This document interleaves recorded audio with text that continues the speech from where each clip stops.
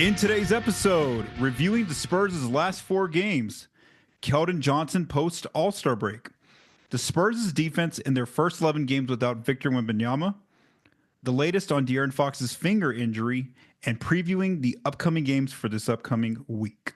All right, so it's been about a week since I last recorded an episode of the Spot Up Pod. Actually, technically 8 days, but anyway, there's been 4 games this past week that I want to review. And I am going to note that I'm recording this on a Tuesday evening, this episode, very late on a Tuesday evening. So let's go back to last Tuesday. The Spurs were at home. They're hosting the Brooklyn Nets. The Spurs were favored by 3.5 points in this game. This one was close in the first half, but then in the third quarter, the Spurs took complete control, led by Devin Vassell, who ends up with a 17-point quarter in that game. And then basically the Spurs built their lead as high as 25. They ended up winning by 14 points against Brooklyn. Vassell had a good night here with a career high 37 points in total when it was all said and done, including going 8 of 11 from the three-point line, which was a new career high for him in both points and also made threes. Stephon Castle had another strong game off the bench with 17 points, including 14 points in the paint. Keldon Johnson, who I'm going to talk about a little bit later, also had a good game off the bench with 15 points. And basically, the Nets don't have a team that can basically punish the Spurs inside, so a lot of their shots came from outside, from three-point range. And, they didn't shoot that accurately. So basically the Spurs it wasn't as bad of a game defensively for the Spurs as I'm going to talk about here in their following games. So again, San Antonio got a win. That was their only win of this past week, was that game against Brooklyn on Tuesday. Then the Spurs had 2 days off, Wednesday and Thursday, and then they went on the road for 2 games over the weekend. They were in Sacramento to play the Kings. This was De'Aaron Fox's first time visiting his former team as a member of the Spurs. The Kings were favored by 6.5. They were without Domantas Sabonis in this game. And basically, the Spurs only kept it close for about a quarter, for the opening quarter. Then the Kings basically took over in the final 3 quarters. They led by as many as 27 points, and they ended up winning comfortably by 18 points. Both coaches basically took out most of their starters, there toward the end of the fourth quarter. Stephon Castle had a good scoring game here with 25 points off the bench, including another 14 paint points. Just, again, continuing to be aggressive, attacking inside, and defenses really can't contain him from getting to the free throw line and getting inside for paint scoring. Fox had a tough night on his return to Sacramento. I mean, he was aggressive, trying to do what he could to kind of keep the Spurs in the game, but he also had a tough night where he ends up with 16 points in the night against his former team, taking on 17 shots. He didn't make a 3-pointer in this game, moved the ball pretty well, 8 assists to 2 turnovers, but like I said, it was pretty much out of reach after the first quarter. The Kings, this is where the Spurs' defense becomes a problem, where the Kings made 17 threes in this game, including 7 from Zach LaVine alone. And then the rebounding, the size advantage that the Kings had with both Jonas Valanciunas, and then just a lot of their guards and wings were crashing the boards as well. They also had some taller players like Keegan Murray, who else is out there? Trey Lyles was out there, former Spur. So basically, Sacramento ends up collecting 16 offensive rebounds, and then they scored 30 second chance points, which were a new Spurs opponent season high. So again, the defensive slippage starts to happen there in that game against Sacramento, and then it's going to kind of continue, as I'm going to kind of continue to talk about here. Then on Sunday, the Spurs are on the road still. They are going to Minnesota to play the Minnesota Timberwolves. The Wolves had basically most of their team healthy and ready to go. Rudy Gobert came back in this game as well from injury. The Wolves were favored by 10.5 because obviously the Spurs are without Wemby, their best player. So obviously the Wolves were huge, favored in this game. And basically the Spurs kept it close for most of the first 3 quarters, where it wasn't until the final 3 minutes of the third quarter where Minnesota finally went on a run, and basically they kind of put the game away. They end up going into the fourth quarter leading by 15. In the fourth, they built a lead as high as 24 points, and then they end up winning by 17 points. Fox ends up with 22 points to lead the Spurs. Castle, another strong game off the bench, scoring the ball with 20 points, including 14 paint points again there off the bench. And then the Spurs, and then Castle also made a team-high 6 free throws.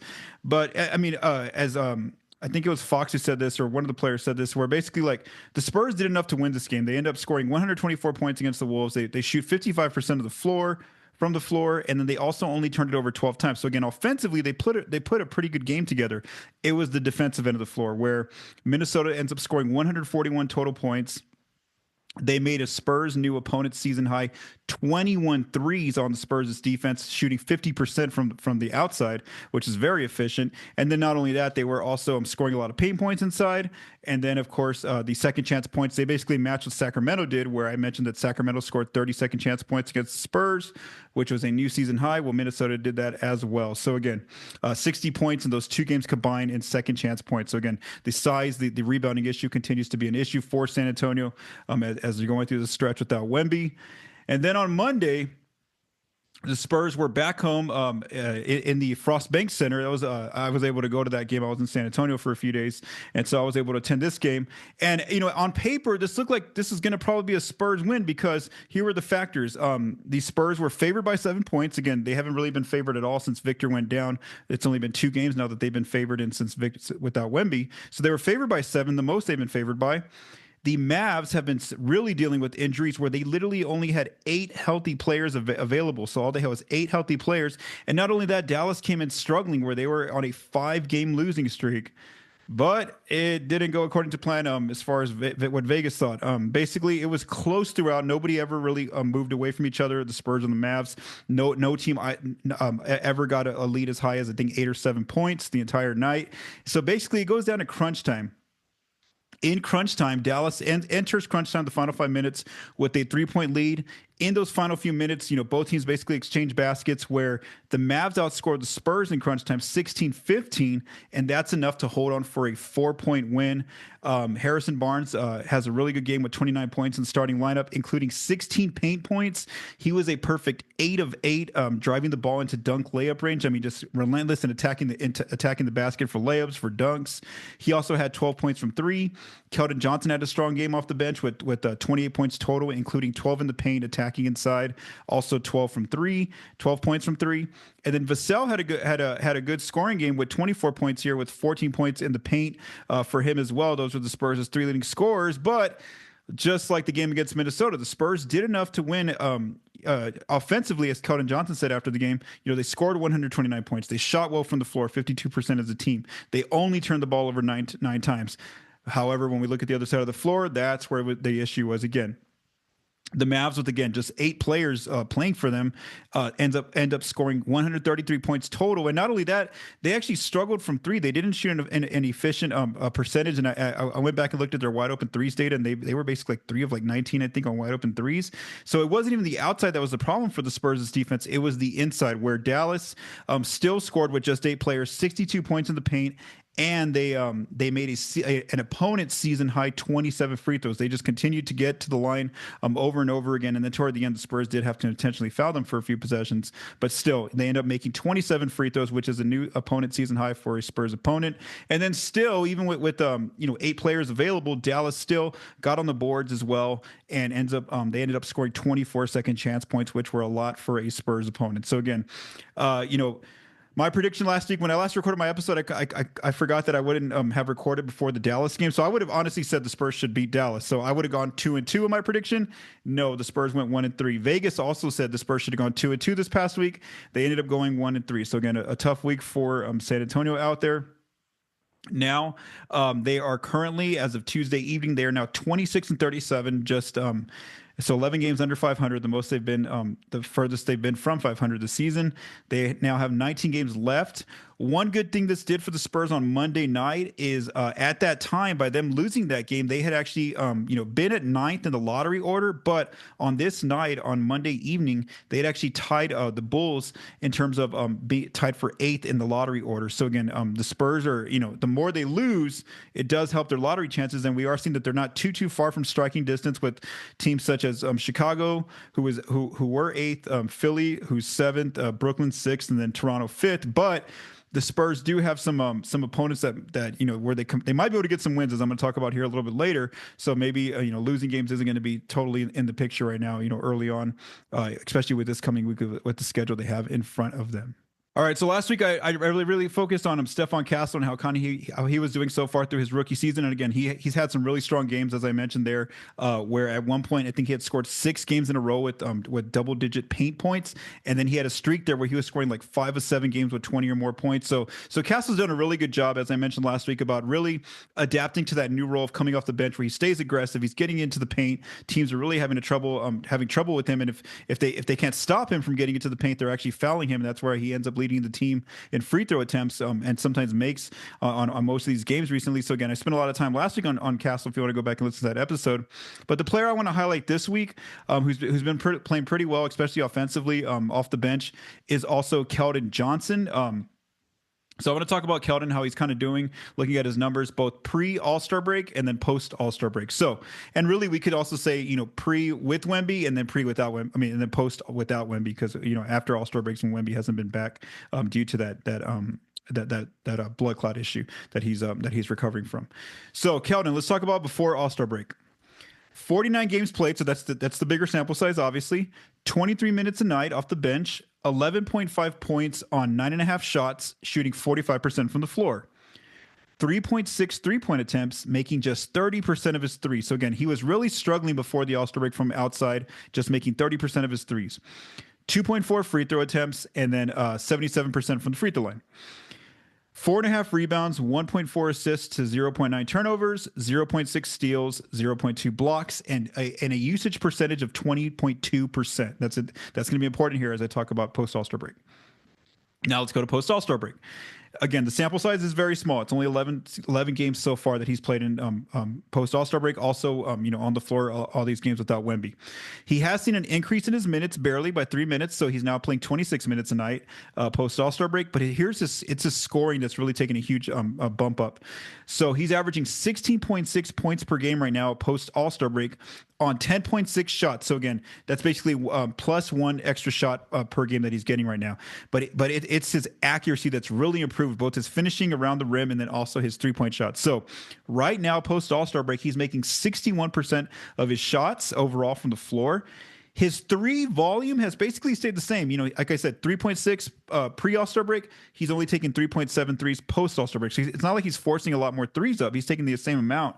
However, he's shooting incredibly well post-All-Star break. He's now making 43.9% of his threes post All-Star break. So again, that's a huge difference. He's seeing almost a 14% bump up in his accuracy, his 3-point accuracy, and obviously that's going to help in his scoring department, is if he can just shoot better. I mean, and so that's kind of been the case. And as I've watched Keldon's 3 ball, it kind of still looks the same. I don't know again if he worked on it something over All-Star break, or maybe he did something to his shot mechanics. But again, the shot looks very, very much the same. It's almost like that high arcing shot that if it's going to go in, it's going to basically be a swish a lot of times. It's rare that he even hits rim on a lot of his made threes.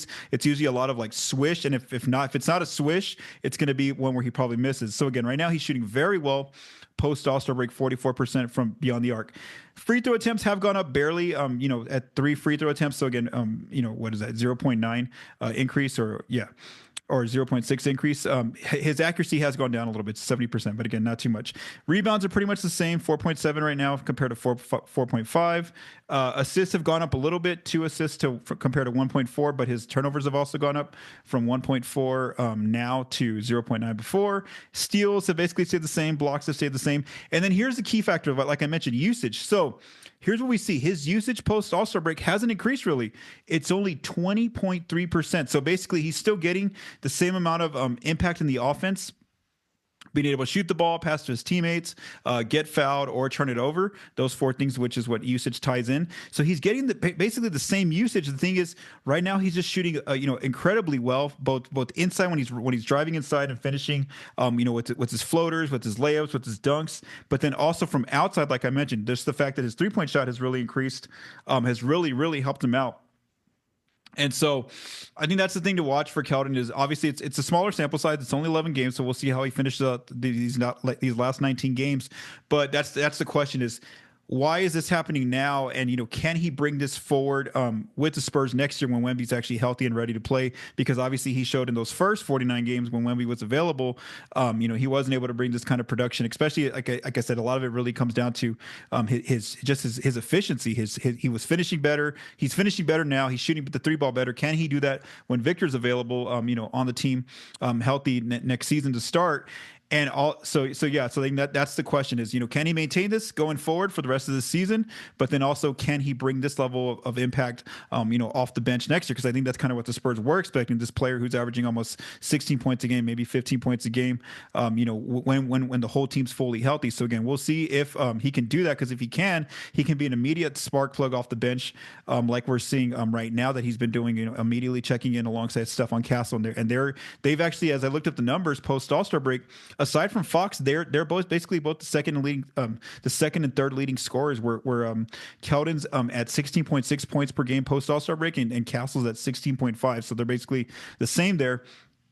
And so they have a really good combination right now of a really big scoring punch the Spurs are getting from Castle and Keldon. And can Keldon, again, maintain this level of play next year when the season begins? Because obviously we saw this year in those first 49 games, he just never looked really comfortable. He didn't really know when to be aggressive, when to be assertive. And so obviously it looks like now he's playing really, really comfortable, kind of knows his role. And like I said, just his efficiency is just really, really well right now. So again, that's where I think a lot of the big attribution goes to is the fact that he's finishing really well around the rim and then also shooting very well right now from three as well. All right, so now one of the other topics I want to talk about is the Spurs' defense without Wemby, because we've now got an 11-game sample size. Basically, it's the post All-Star break stretch since Wemby went out for the rest of the season with the blood clot issue. So basically, overall the team is 3-8, post All-Star break, so without Victor.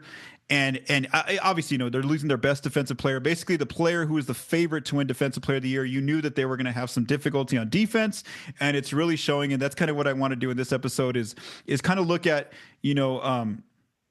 what the numbers look like now, 11 games without Victor, but then also, how much of this is just like the lack of, having Victor, but then also some other bigs on the roster as well, where, as much as the Spurs are going to put their effort out there, just they don't have the size, they don't have the players out there on the court right now, healthy, ready to play.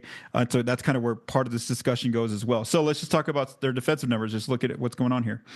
So they are, as of Tuesday evening, per Cleaning the Glass, they were 30th on defense, and that's they were allowing 125.5 points per 100. And what Cleaning the Glass does is they take out all the garbage minutes, so it's all basically the competitive minutes in the ball game. As expected, they're 28th in opponent effective field goal percentage. So that's basically combining the 2-point shot with the 3-point shot. And so teams are basically shooting lights out against them, especially with the fact that I'm going to talk about the teams are getting a lot of shots in the paint now without Victor there. They're 18th in turnover percentage. As I looked at their numbers, initially when they first started the games off without Victor, those first 4 to 5 games, they were actually really aggressive defensively in terms of forcing steals and getting turnovers. But that's really slipped lately for them, and they've been playing a lot more teams that are better with ball control. That's also part of it. And so basically they're 18th here. So again, slightly worse than the league average.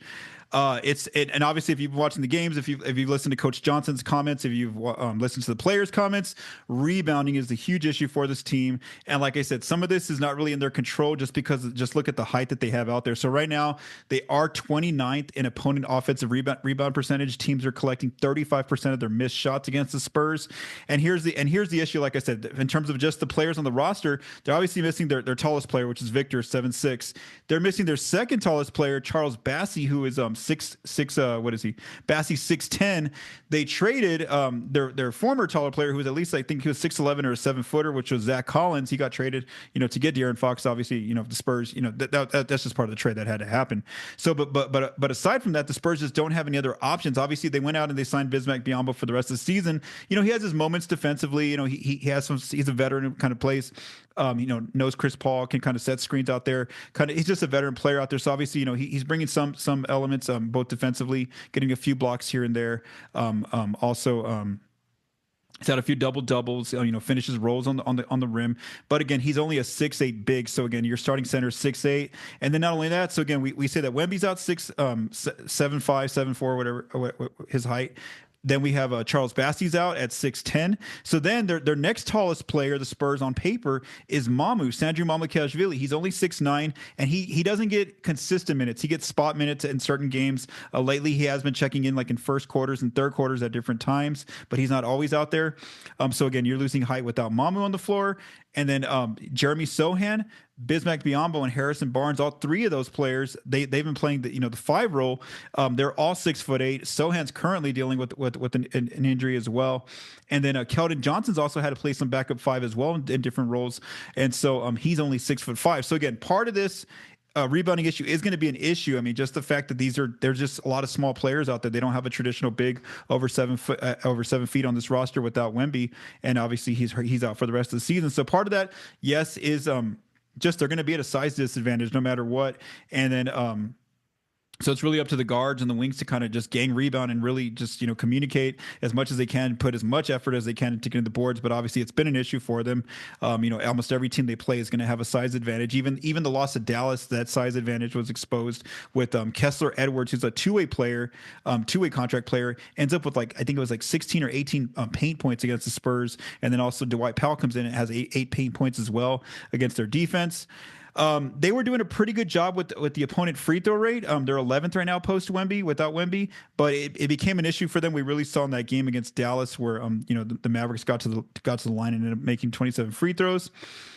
Looking at their frequency and accuracy defensively, again post Wemby, without Wemby.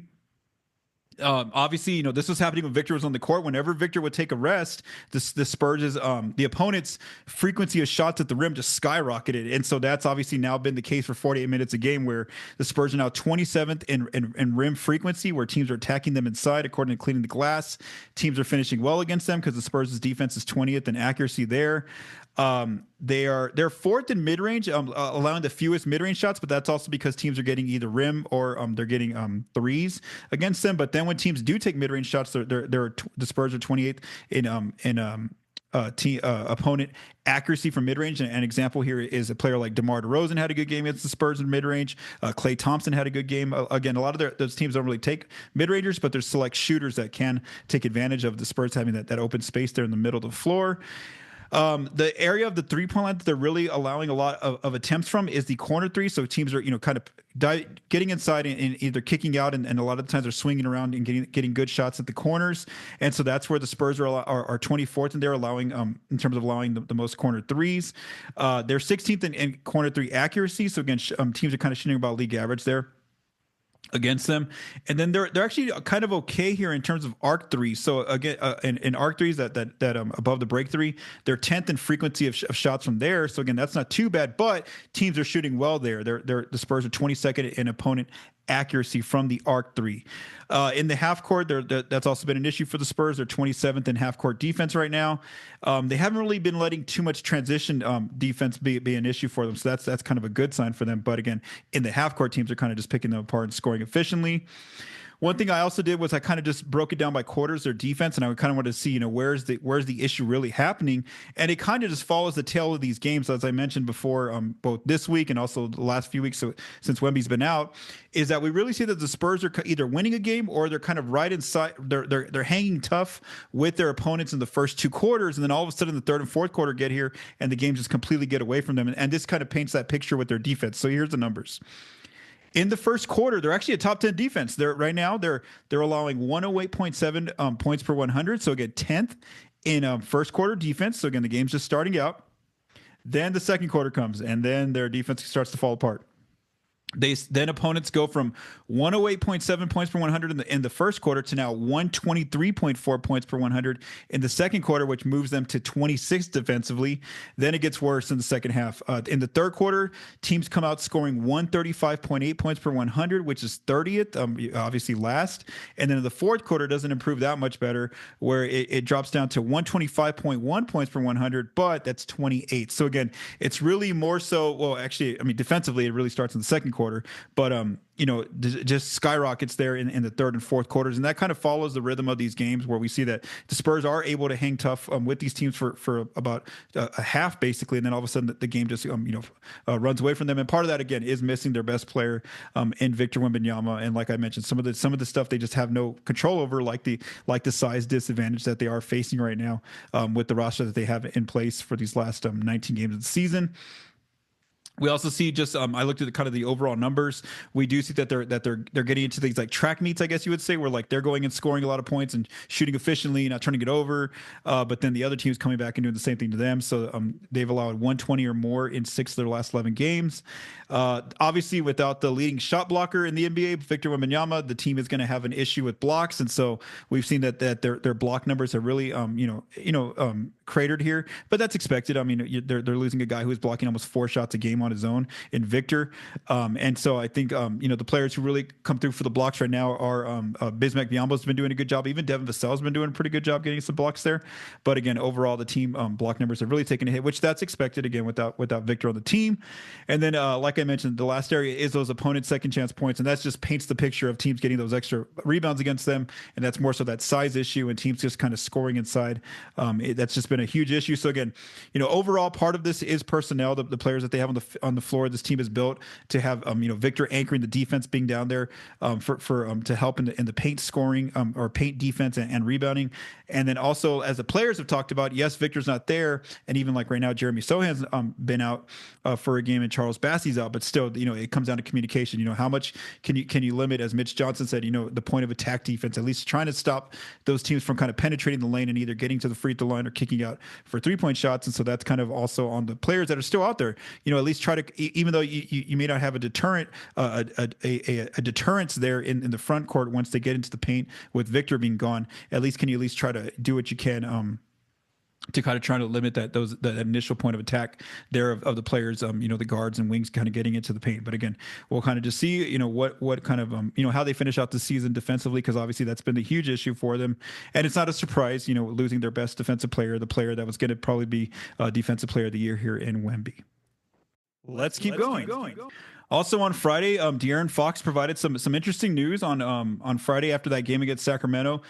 So one thing about Fox, I think I mentioned it here on the Spot Up Pod, is that he has been dealing, or it wasn't something that happened with San Antonio. It was a prior injury from Sacramento. So when I don't know if it was in training camp or when the season had just started with the Kings, he had injured one of his fingers, his pinky finger. And so if you ever watch him, he has the 2 fingers taped there.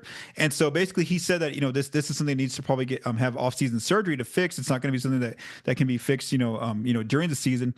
And so what was interesting was that, someone asked him about, one of the reporters asked him, I don't know how the question came about, but, I didn't know initially when I watched listened to the interview.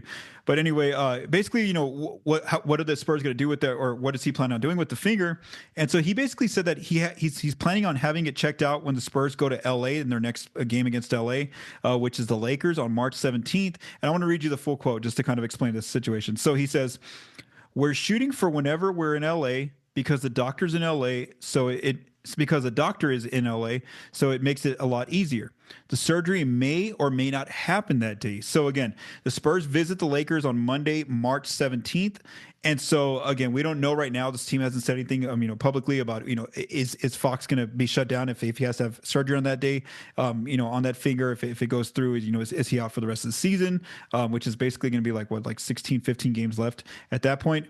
Or is he not, or are the Spurs going to hold off on that surgery and wait till the offseason? So again, right now it looks like that could happen on this coming Monday, where maybe Fox ends up, going into surgery, having that operation performed. And then all of a sudden, he might, depending on the timetable, it probably would be the rest of the season. He might have to sit out the rest of the season. But again, we'll see. Kind of that's something to watch this coming week. Is does the team kind of issue a press release and kind of provide some more information on that situation, or we just basically wait till Monday to find out if Fox had the operation, or just something else that I was thinking about was like, if the Spurs get some wins here, put a winning streak together this current week, and they get close to that play-in range, because Dallas is obviously barely hanging on there.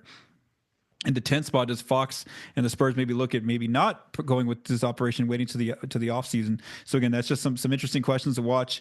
And again, the big date here is March 17th to see if Fox has that operation and whether or not he'll have to miss the rest of the season, which again is only like 15 games at that point. All right, so before I close up this episode, I want to preview the upcoming 3 games for this week, and then I should have a new episode coming up on Sunday. I should be back to my normal recording schedule. So on Wednesday, the Spurs play those same Dallas Mavericks. The Mavs might actually get some extra players back. I think PJ Washington was listed as questionable, and Brandon Williams was also listed as questionable, but Dante Exum might be out because he's now listed as questionable as well. So again, Dallas is still going to be struggling to get players on the floor. But again, they did beat the Spurs, even with those 8 players that they had on Monday. So the Mavs are 10th in the West. They are 3-7 in their last 10 games. Just, for like 3/4 of that game, it did look like the Spurs were the better team. So I'm going to go ahead and go with San Antonio. Again, I'm not too enthusiastic about that pick because obviously I had thought that San Antonio would beat Dallas on Monday with just 8 players, and they ended up losing. But again, I'm going to go ahead and go with Spurs in this one over the Mavs. Then on Friday, the Spurs host the Charlotte Hornets. The Hornets are 14th in the East. They are 2-8 in their last 10. And I was gonna, when I was thinking about this, and I was like, oh, automatic win for the Spurs. But then I remembered that even with Wemby and and having most of their team together, the Spurs, they ended up struggling against Charlotte. Now that was one of the first few games with De'Aaron Fox, but still they ended up losing to the Hornets. So for this one though, I'm still gonna say Spurs in this one. So I'll go San Antonio. Plus the game is in San Antonio as well. And then on Saturday, it's the second night of back-to-back. The Spurs are still at home. They're hosting the New Orleans Pelicans, and the Pelicans, as we remind ourselves, that they just beat the Spurs twice in New Orleans. I think not last week, but 2 weeks ago, the Spurs lost some games against them. And so the Pelicans are 14th in the West, and they are actually playing better basketball. They're 5-5 in the last 10 games, and so I will say a loss for the Spurs in this one. So again, I'm going a little bit more optimistic than I would have been last week. I'm going 2-1 for the Spurs. But again, we'll kind of see what happens.